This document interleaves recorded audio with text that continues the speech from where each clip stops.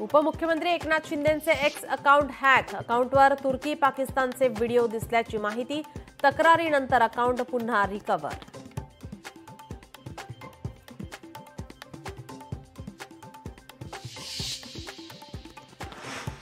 भाजपाच्या युवा मोर्चाच्या वतीनं नमो युवा रनचं आयोजन.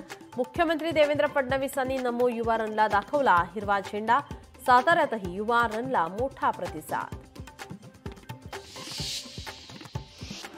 कर्जत यार्डच्या पुनर्बांधणीसाठी 22 ते 24 सप्टेंबरपर्यंत विशेष ब्लॉक. नेरळ खोपोली लोकल सेवा रद्द. दुपारच्या वेळेस घेण्यात येणार ब्लॉक. आज भारत विरुद्ध पाकिस्तान पुन्हा सामना. रात्री 8 वाजता सुरू होणार सामना.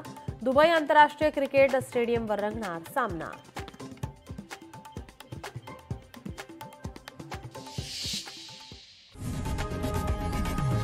लोकशाही मराठी ऐका, पहा, जागरूक रहा.